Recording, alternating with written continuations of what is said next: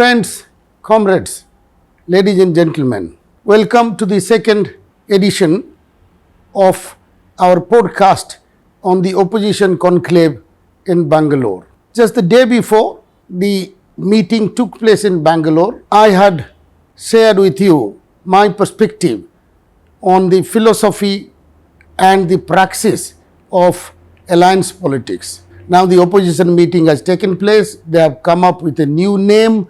Also, they issued a joint statement on various issues they will take up in the run-up to the 2024 elections. And that is the big day we are all expecting to see. I have 2 points to share today.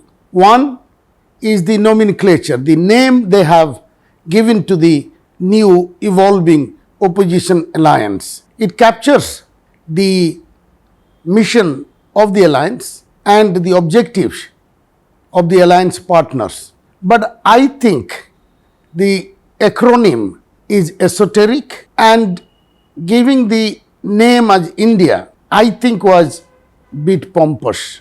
I anticipated that it might attract the Emblem and Names Act of 1950, and it has done. Some youngster has filed an FIR in some police station in Delhi saying that the parties are using the national names, in this case the name of the country, to promote their own vested interest or their party interests. India is not a constitutional name here, but certainly it is widely used in the emblems of our army and many governmental institutions. So India is used as the name of the country across the institutions within the country and across the globe. So I think the opposition think tank should have avoided this acronym.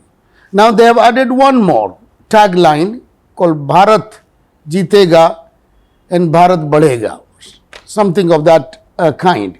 That is again using the constitutional name of our country, that India, that is Bharat, that is coming up.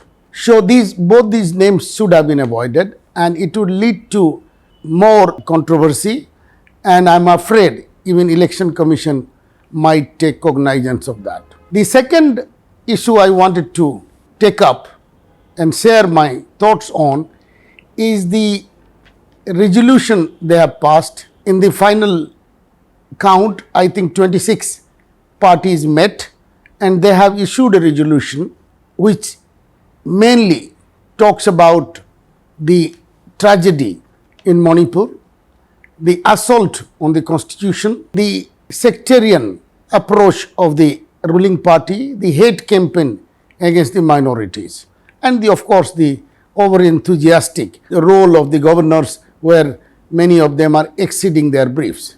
Again, I am a bit disappointed here, although the spirit of unity and accommodation was evident in Bangalore. Even Sharad Pawar, who was not a certain participant, turned up. That gave a shot in the arm to the opposition leaders, and the consensus that emerged on many things, including the name, is encouraging.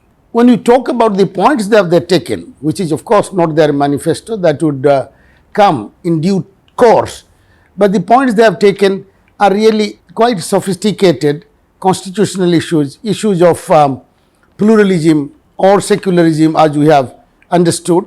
Both these terms are pregnant with meanings and debatable. This is, I call it esoteric, because this is appealing to the urban middle class, not to the common voters.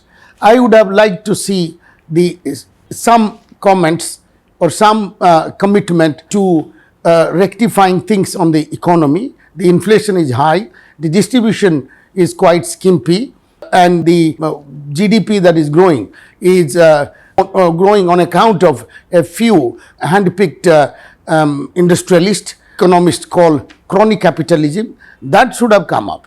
Of course, there is a mention of a thriving private sector and a competent and a vibrant public sector, which is a social democratic progressive position on economy across the world. That is encouraging.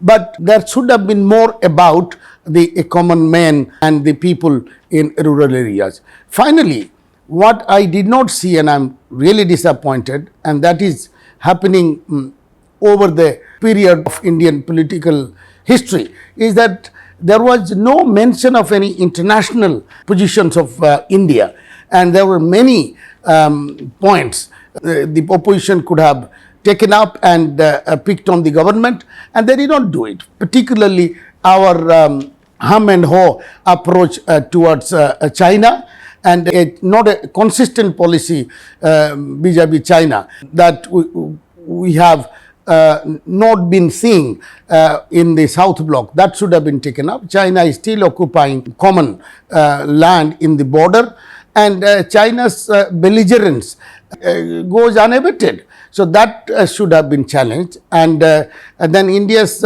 position of so-called neutrality again is exposing us across the world, the Russia-Ukrainian war. That should have been again taken up, and they could have put the BJP on the dock.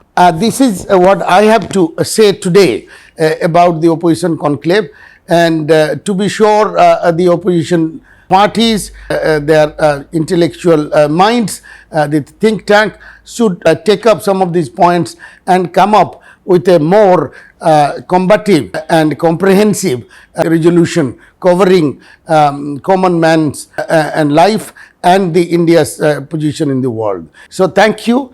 We would meet you again with another episode on another current topic, national or international. Thank you for listening.